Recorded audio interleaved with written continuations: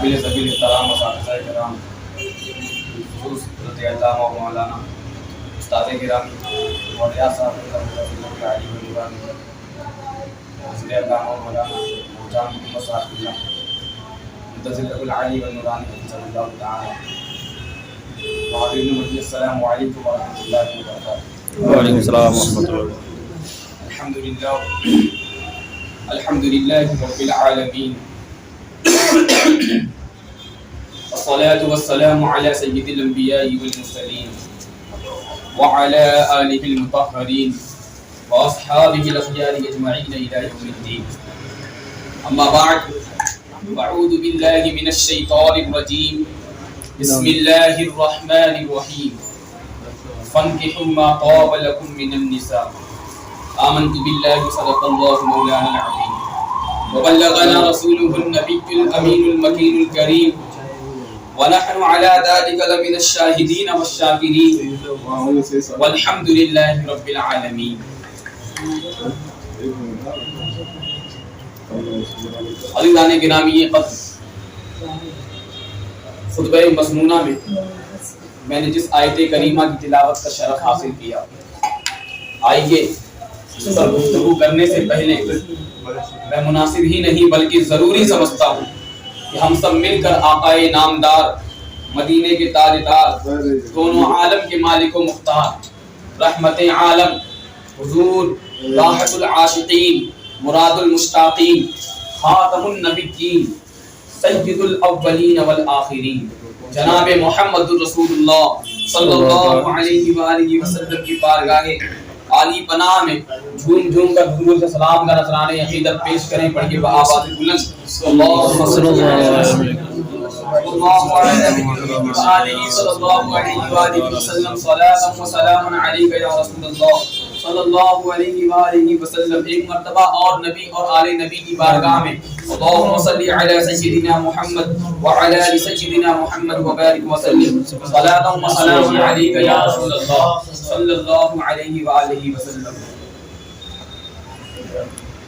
علامہ اقبال کیا ہی خوب کہتے ہیں، امت کی حالات دیکھ کر شور ہے ہو گئے دنیا سے مسلمان نابود، شور ہے ہو گئے دنیا سے مسلمان نابود، ہم یہ کہتے ہیں کہ تھے بھی کہیں مسلم موجود، وضع میں تم ہو نصارا تو تمدن میں ہنود، یہ مسلمان ہیں جنہیں دیکھ کے شرمائے یہود، یہ تو سید بھی ہو، مرزا بھی ہو، افغان بھی ہو، تم سبھی کچھ ہو بتاؤ تو مسلمان بھی ہو، تم سبھی کچھ ہو بتاؤ تو مسلمان بھی ہو۔ ایک جگہ کہتے ہیں حقیقت خرافات میں کھو گئی، یہ امت روایات میں کھو گئی، حقیقت خرافات میں کھو گئی، یہ امت روایات میں کھو گئی۔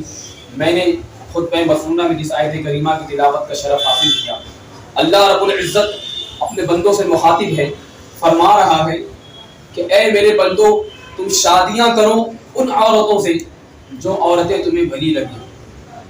عزیزان گرامی قدر، فانکحوا ما طاب لکم من النساء، کہ تم شادیاں کرو ان عورتوں سے جو عورتیں تمہیں بھلی لگیں۔ اور کہیں حضور فرما رہے ہیں، اپنی امت کو نکاح کی ترغیب دے رہے ہیں، فرماتے ہیں کہ النکاح من سنتی ومن رغب عن سنتی فلیس منی، کہ نکاح کرنا میری سنت ہے، اور جس نے میری نکاح سے روگردانی کی، میری سنت سے روگردانی کی، میری سنت پر، میرے طریقے پر عمل کرنے سے اس نے اپنا منہ پھیر لیا تو وہ میرے طریقے پر نہیں ہے۔ کہیں حضور جو ہے نکاح کو اس سے ایمان فرما رہے ہیں، اور نکاح کی اہمیت کو اس طرح بیان فرماتے ہیں، فرماتے ہیں کہ حضور سرور کائنات اذا تزوج العبد فقد استكمل نصف الدين فليتق الله في نصف الباقي، حضور فرما رہے ہیں کہ جب بندہ نکاح کر لیتا ہے تو وہ اپنا آدھا ایمان مکمل کر لیتا ہے، اپنا آدھا دین مکمل کر لیتا ہے، اور اسے چاہیے کہ آگے کی باقی آدھی زندگی وہ اللہ سے ڈر کر گزارے۔ کہیں حضور جو ہے اس طرح فرما رہے ہیں، اور اللہ رب العزت جو ہے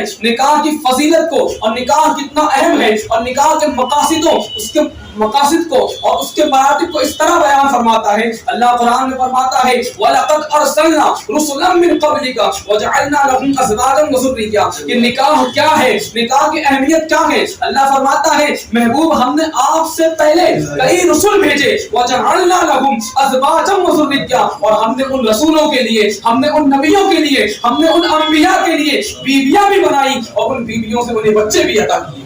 سبحان اللہ۔ بے شک نکاح نکاح یہ کوئی عام چیز نہیں ہے، بلکہ نکاح کی اہمیت و فضیلت سمجھ میں آ جاتی ہے، جس کے لیے انبیاء کرام اور رسولان اعظام بھی اس سنت پر عمل کرتے رہے۔ حضور فرماتے ہیں کہ انبیاء کرام کی سنت میں 4 چیزیں داخل ہیں۔ نمبر 1 کہ انبیاء کرام شرم و حیا رکھتے تھے۔ نمبر 2 انبیاء کرام خوشبو کا استعمال کرتے تھے۔ نمبر 3 انبیاء کرام کی عادت تھی کہ وہ مسواک کیا کرتے تھے، اور ان کی جو 4تھی سنت تھی، آپ انبیاء کرام کی 4تھی سنت وہ نکاح کرنا تھی۔ حضور سرور کائنات صلی اللہ علیہ وآلہ وسلم نکاح کی ترغیب دیتے ہیں اور مسلمانوں کو نکاح کی ترغیب دیتے ہیں۔ کہیں فرماتے ہیں نکاح نصف ایمان ہے، کہیں فرماتے ہیں نیک صالح عورت سے نکاح کرو، کہیں فرماتے ہیں کہ ایسی عورت سے نکاح کرو کہ جو کثرت سے اولاد جننے والی ہو۔ وَإِنِّي مُقَاتِلٌ بِكُمُ الْأُمَمَ، کل میدان قیامت میں جو ہے تمام امتوں کے مقابلے میں اپنی امت کی تعداد کو دیکھ کر فخر کروں۔ کہیں حضور جو ہے مسلمانوں کو نکاح کرنے کی ترغیب دے رہے ہیں۔ عزیزان گرامی قدر، اب آئے دیکھتے ہیں ایک تمہیدی بیان سے کہ نکاح کہتے کسے ہیں، نکاح کی اہمیت کیا ہے، نکاح کے فضائل کیا ہے، نکاح سے کیا کیا مقاصد حل ہوتے ہیں، کیا کیا مسائل حل ہوتے ہیں۔ اللہ اکبر، نکاح جو ہے وہ انسان کی اصلاح و تربیت میں اہم رول ادا کرتا ہے۔ نکاح انسان کو بد نظری، بد نگاہی اور جو ہے شہوت رانی جیسی بھیانک برائیوں سے بچاتا ہے۔ نکاح معاشرے سے برائیوں کو ختم کرنے اور آپسی اتحاد و اتفاق کا ذریعہ ہے۔ نکاح جو ہے آپسی اتحاد و اتفاق کا ذریعہ ہے۔ نکاح انسان کو بلکہ نسل انسانی کے عروج و ارتقاء کو اور انسانی شرافت کا ضامن ہے۔ نکاح اخوت و محبت پیدا کرتا ہے، صلہ رحمی کے جذبات کو فروغ دیتا ہے۔ نکاح 2 اجنبی خاندانوں کے درمیان قرابت پیدا کرتا ہے۔ پھر یہی نکاح ایک عورت کو بلند مقام عطا کرتا ہے، اس کو ماں بنا دیتا ہے، اس کے قدموں کے نیچے جنت ہوتی ہے۔ ایک عورت کو بیوی بنا دیتا ہے، جس کی عزت و آبرو کا محافظ خود اس کا شوہر ہوتا ہے۔ ایک عورت کو بہو بنا دیتا ہے، جو اپنے ساس اور سسر کی نور نظر ہوا کرتی ہے۔ اسی نکاح کے ذریعے ایک عورت بہو بن جاتی ہے، بیوی بن جاتی ہے، ساس بن جاتی ہے، باعث احترام ہو جاتی ہے، محبت کا محور بن جاتی ہے۔ اور یہی عورت جب کسی مرد سے غیر شرعی طور پر تعلق قائم کرتی ہے تو وہ ننگے قوم بن جاتی ہے، ننگے انسانیت بن جاتی ہے، طوائف و فاحشہ کہلاتی ہے۔ وہ بدکاری و زناکاری، بے حیائی و بے شرمی کا مرکز بن جاتی ہے۔ کتنا فرق ہے کہ عورت ایک ہے، جنس ایک ہے، مگر معاملہ نکاح اور غیر نکاح کا ہے۔ عزیزان گرامی قدر، نکاح کوئی تفریح نہیں ہے، نکاح تماشا نہیں ہے، نکاح کوئی کھیل نہیں ہے، بلکہ اسلام نے شادی بیاہ کو عبادت کا درجہ دیا ہے۔ نکاح کو نصف ایمان فرمایا گیا ہے۔ احادیث کریمہ میں نوجوانوں کو شادی کرنے کی ترغیب دی گئی ہے تاکہ وہ ہوسکاری سے محفوظ رہے، بد نظری سے محفوظ رہے، زناکاری سے محفوظ رہے، گناہوں سے دور رہے، معصیتوں سے اجتناب کرے۔ اس لیے کہ شیطان انسانی فطرت سے واقف ہے، وہ شہوانی جذبات سے آگاہ ہے، وہ عورتوں کے ذریعہ مردوں کو گمراہ کرتا ہے، ان کو زناکاری و بدکاری میں مبتلا کر دیتا ہے، اسلامی اصول و قوانین کی خلاف ورزی کراتا ہے، خدا و رسول کی نافرمانیاں کرواتا ہے، اور انسان اپنی نفسانی اور شہوانی خواہش کے دباؤ میں وہ ہر جرم کر گزرتا ہے۔ وہ جذبات کی شدت سے مغلوب ہو کر حیوانیت کی حد میں داخل ہو جاتا ہے۔ حضور فرماتے ہیں النساء حبالۃ الشیطان، عورتیں شیطان کی جال ہے اور شیطان اس جال کو شکار پھانسنے کے لیے استعمال کرتا ہے۔ تو جو چاہتا ہے وہ شیطان کی اس جال سے بچ جائے، شیطان کے جال میں پھنسنے سے، اس کا شکار ہونے سے خود کو بچا لے۔ تو حضور فرماتے ہیں کہ مسلمانوں سنو، یا معاشر شباب، اے لوگوں سنو، فمن استطاع منکم الباءۃ فلیتزوج۔ اللہ کے رسول صلی اللہ علیہ وآلہ وسلم فرماتے ہیں اے نوجوانوں سنو، تم میں سے جو شخص نکاح کرنے کی طاقت رکھتا ہے تو اسے چاہیے کہ وہ نکاح کرے۔ کیوں کرے نکاح؟ فإنہ اغض للبصر واحسن للفرج، کیونکہ یہ نکاح کرنا تمہاری نگاہ کو غیر عورت کی طرف اٹھنے سے بچاتا ہے، تمہاری شرمگاہ کو گناہوں میں ملوث ہونے سے بچاتا ہے۔ اللہ اکبر، اللہ کے رسول صلی اللہ علیہ وسلم نے مسلمانوں کو بلکہ بالعموم تمام انسانوں کو گناہوں سے بچنے کے لیے کیا ہی بہترین نسخہ عطا فرمایا ہے کہ جب تم نوجوان ہو جاؤ، تمہاری شہوت بھڑکنے لگے، تمہاری نفس جو ہے وہ شعلے مارنے لگے، تو تمہارے لیے بہترین ذریعہ ہے کہ تمہارا معاشرہ بھی محفوظ رہے، رہے, تمہارے گھر اور تمہارے گھر کے بچے بھی محفوظ رہے, اور تمہارا مزاج اور تمہارے معاشرے کے ہونے والے وہ سماجی جو ہے برائیاں, اس سے تم اپنے سماج کو بھی بچا سکو. تمہارے لیے بہترین نسخہ یہ ہے کہ تم نکاح کرو, شادی بیاہ کرو. اور قرآن میں یہاں تک فرمایا گیا کہ اگر ایک عورت سے تمہارا جی نہیں بڑھتا تم شرعی دائرے میں رہ کر مثنی و ثلاث و رباع, دو نکاح کرو, تین کرو, شادیاں کرو, چار شادیاں کرو, مگر دائرے میں رہ کر اگر تم سب کے حقوق ادا کر سکتے ہو. اسلام نے کتنی وسعت رکھی ہے, اسلام نے کتنی کشادگی رکھی ہے, اللہ اکبر. مگر آج ہمارا معاملہ یہ ہے کہ ہم نے نکاح کو, شادی بیاہ کو اتنا کٹھن بنا دیا ہے, اتنا دشوار بنا دیا ہے کہ آج غریب تو غریب ایک امیر بھی سوچتا ہے کہ نکاح کرے تو کیسے کرے. نکاح کرنا ہوگا تو طرح طرح کے رسم و رواج ہوں گے, طرح طرح کے خرافات ہوں گے, طرح طرح کے معاملات ہوں گے, کئی ہزار لوگوں کو بلکہ پورے محلے والوں کو دعوت دینی ہوگی. تو غریب کی تو بس کی بات نہیں ہوتی, بلکہ امیر بھی یہ سوچتے ہیں. مگر آئے اسلام کی تاریخ دیکھیں, اللہ کے رسول صلی اللہ علیہ وسلم ہیں, آپ اپنی پیاری بیٹی حضرت فاطمہ الزہرا سلام اللہ علیہ کا نکاح کرنا چاہتے ہیں, سلام اللہ علیہ کا نکاح کرنا چاہتے ہیں. حضور سرور کائنات صلی اللہ علیہ وسلم اپنی بیٹی فاطمہ رضی اللہ تعالی عنہ کا نکاح کر رہے ہیں. اللہ اکبر. یہ فاطمہ کون ہے؟ اس کے بارے میں بخاری میں آتا ہے, فلما جاءت فاطمہ الی رسول اللہ فقام رسول اللہ. جب رسول کرامی صلی اللہ علیہ وآلہ وسلم کی بارگاہ میں حضرت فاطمہ آتی تھی تو حضور فاطمہ کے استقبال کے لیے کھڑے ہو جایا کرتے تھے. اس کو حضور جو ہے فرماتے ہیں فاطمہ تو بسعۃ منی, فاطمہ میرے جسم کا ٹکڑا ہے. کہیں فرماتے ہیں کہ فاطمہ جس سے راضی ہوتی ہے تو فاطمہ جس سے راضی ہوتی ہے اللہ اس سے راضی ہو جاتا ہے. ومن اغضبها فقد اغضبنی, اور فاطمہ جس سے ناراض ہو جاتی ہے تو اس سے میں ناراض ہو جاتا ہوں. کیا مقام ہے حضرت فاطمہ کا, اللہ اکبر. کے شاعر نے کیا ہی خوب کہا ہے, حضرت فاطمہ کا ایک لقب ہے بطول. بطول کا معنی ہوتا ہے کماری. شاعر کیا ہی خوب کہتا ہے بطول مطلب ہے کماری, وہ صرف بنت رسول ہی ہے. بطول مطلب ہے کنواری, وہ صرف بنت رسول ہی ہے. بطول مادر, بطول زوجہ, بطول پھر بھی بطول ہی ہے. حضرت علامہ اقبال بی بی فاطمہ رضی اللہ تعالی عنہا کے جو ہے شان میں کیا ہی خوب ارشاد فرماتے ہیں مریم از یک نسبت عیسیٰ عزیز. مریم از یک نسبت عیسیٰ عزیز, کہ حضرت مریم علیہ السلام جو حضرت عیسیٰ علیہ السلام کی ماں ہے, ان کو جو یہ عزت حاصل ہے فقط ایک نسبت کی وجہ سے کہ وہ حضرت عیسیٰ کی ماں ہے. مگر جیسے نسبت حضرت زہرا عزیز اور حضرت فاطمہ زہرا کو جو عزت حاصل ہے, جو وقار اور فضیلت حاصل ہے, وہ تین نسبتوں کی وجہ سے.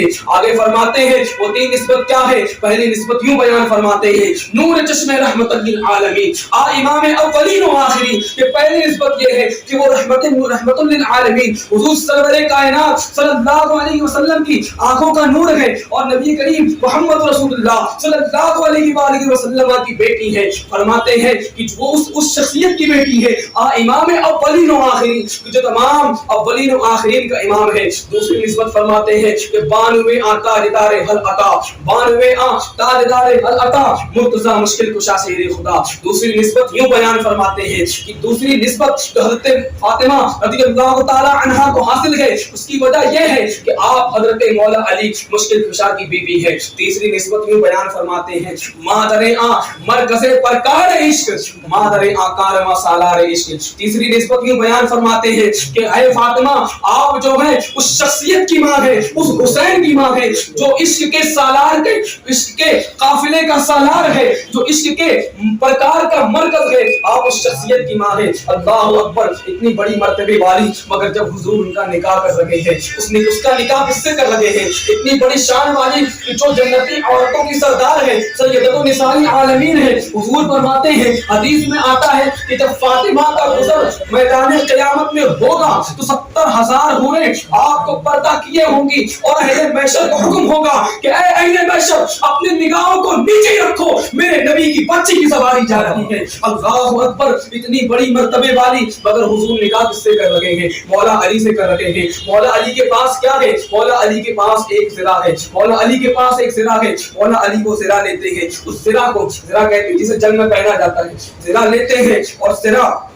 لینے کے بعد حضرت عثمان غنی رضی اللہ تعالی عنہ کے پاس جاتے ہیں. وہ زرا آپ انہیں بیچ دیتے ہیں 400 4100 درہم میں آپ نے وہ زرہ بیچی. اس زرہ کو بیچنے کے بعد آپ کو جو پیسے ملتے ہیں اس پیسے کو آپ حضور کی بارگاہ میں لا کے رکھتے ہیں. حضور ان پیسوں سے اس حیدر بلال کو بھیجتے ہیں, وہ کھجور لے کر آتے ہیں تاکہ جو ہے وہ اب اعلان ہو جائے اور لوگ مسلمانوں کے درمیان ایک نکاح کی خوشی میں وہ کھجور بانٹا جا سکے. اسی رقم کے ذریعے جو زرہ بیچ کر ملی تھی سرور کائنات جو ہے ایک تکیہ بنواتے ہیں. اس تکیے کی جو کھول تھی وہ چمڑے کی تھی, اس کے اندر کھجور کا چھال بھرا ہوا تھا. اسی اور ایک مینڈھے کی کھال کے ذریعے آپ بستر بنواتے ہیں, مٹکے لیتے ہیں, ایک چکی لیتے ہیں, قرآن شریف ہے, جزدان ہے, یہ ساری چیزیں اسی حضرت مولا علی یعنی جو آپ شوہر ہیں آپ کی زرہ سے جو رقم آئی ہے اسی رقم کے ذریعے آپ نے یہ ساری چیزیں خریدی اور اپنی بیٹی فاطمہ کا نکاح اس سادگی کے ساتھ مسجد میں نکاح فرمایا اور آپ کو رخصت کر دیا. اللہ اکبر. کیا ہمیں اس سے یہ سبق نہیں ملتا کہ ہمیں اپنا نکاح کتنی سادگی سے کرنی چاہیے؟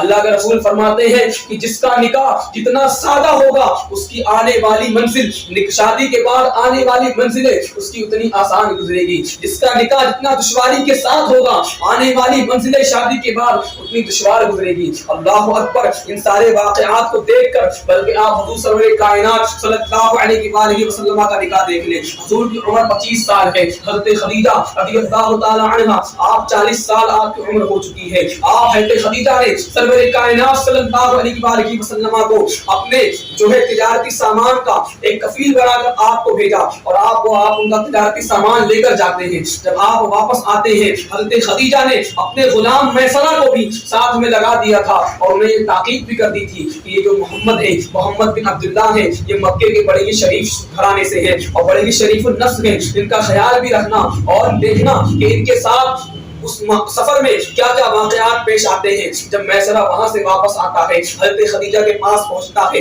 حضرت خدیجہ پوچھتی ہے ہاں کیا ہوا, کتنا نفع ہوا؟ میسرہ ساری خبریں دیتا ہے کہ اتنا نفع ہوا, اتنا سامان بکا اور سب سے پہلے جو ہے ہمارا ہی سالو سامان بک گیا اور ہم لوگ بڑے ہی امن و سلامتی کے ساتھ چلے آئے. تو حضرت خدیجہ کہتی ہے یہ سارے بات چھوڑو, محمد کے بارے میں بتاؤ, محمد کیسے شخص ہے؟ سفر میں تو ہر شخص کو پہچانا جا سکتا ہے, سفر میں تو اچھے اور بروں کی بڑی اچھی تمیز ہو جاتی ہے. محمد کیسے شخص ہے؟ میسرہ کہتا ہے وہ تو بڑے نیک دل ہیں, بڑے رحم دل ہیں, بڑے عزت والے شخص ہیں. وہ تو غریبوں پہ جو ہے غریبوں کے سر پر ہاتھ پھیرنے والے ہیں, یتیموں کا خیال رکھنے والے ہیں, وہ تو مہمانوں کا بڑا خیال رکھتے ہیں, وہ تو مجھ جیسے غلام کا بھی بڑا خیال رکھتے تھے, مجھے بھی بڑی عزت سے پیش آتے تھے. تو حضرت خدیجہ کہتی ہے اور کچھ بتاؤ, کیا تم نے کوئی عجیب بات نہیں دیکھی؟ میسرہ کہتا ہے کہ ہاں میں نے ایک عجیب بات دیکھی کہ جب محمد جو ہے وہ کسی درخت کے نیچے آرام کرنے جاتے, اگر اس درخت کا سایہ کسی اور طرف ہوتا تو محمد جس طرف لیٹتے وہ درخت کا سایہ محمد کی طرف چلا آیا کرتا تھا. محمد صلی اللہ علیہ وآلہ وسلم محمد جب چلتے تھے تو بادل ان پر سایہ کیے ہوئے ہوتا تھا. یہ میں نے ان کے متعلق دیکھا ہے, یہ بڑی حیرت کی بات ہے, مجھے سمجھ میں نہیں آتا. حضرت خدیجہ نے جب یہ سارے معاملات سنے تو آپ نے حضور سرور کائنات صلی اللہ علیہ وآلہ وسلم کے بوا کے ذریعے حضرت ابو طالب کو حضور کا رشتہ مانگا. حضور نے جو ہے وہ رشتہ قبول بھی کر لیا اور پھر آپ کی شادی ہوتی ہے. ابو طالب نے خطبہ پڑھا, بڑے ہی سادگی کے ساتھ حضور کی شادی ہوئی. مگر حضرت خدیجہ اس وقت مکے کی عورتوں میں سب سے مالدار عورت تھی. آپ کا سامان تجارت وہ ملک شام وغیرہ جایا کرتا تھا, مگر اس طرح سے آپ نے شادیاں کی. اس کے بعد آپ آگے دیکھیں کہ حضور فرماتے ہیں نا کہ نیک سارے عورت سے شادی کرو, تو حضرت حضور سرور کائنات کو آپ کو ایسی بیوی ملی کہ حضرت خدیجہ نے اسلام کی خاطر اپنا سارا مال اٹھا دیا, اپنے سارے مال کو اللہ کے رسول صلی اللہ علیہ وسلم کی خاطر اپنے سارے مال کو اٹھا دیا ہے اور اسلام کو اس طرح سے جو ہے نفع پہنچایا ہے, اس طرح سے فائدہ پہنچایا ہے. اور اللہ پر حضور سرور کائنات حضرت خدیجہ سے اتنی محبت کرتے تھے کہ حضرت خدیجہ کی موجودگی میں آپ نے کبھی دوسرا نکاح نہ فرمایا. جب تک خدیجہ زندہ رہی آپ نے کوئی دوسری شادی نہ فرمائی, اور جب خدیجہ کا انتقال ہوا ہے اس سال وہ آپ نے عام الحزن کا سال رکھا ہے. یعنی خدیجہ کے انتقال کے وقت جس سال حضرت خدیجہ کا انتقال ہو رہا ہے, ہماری ماں خدیجہ دنیا سے جا رہی ہے, آپ نے اس سال کو عام الحزن فرمایا, یعنی غم کا سال. اس سال کا نام رکھ دیا ہے. اتنی محبت کی اپنی بیوی سے. مگر اللہ کے رسول رسول نے جو تعلیمات ہمیں دی ہیں اور جو ارشادات ہمارے لیے بیان فرمائے ہیں، اگر ہم اس پر عمل کریں تو یقیناً نکاح بھی ہمارا بڑی آسانی سے ہوگا اور نکاح کے بعد آنے والی زندگی بھی ہماری بڑی آسانی سے گزرے گی۔ اور شرط یہ ہے کہ شریعت مطہرہ کے مطابق نکاح اور شادی بیاہ کے رسم و رواج ادا کیے جائیں۔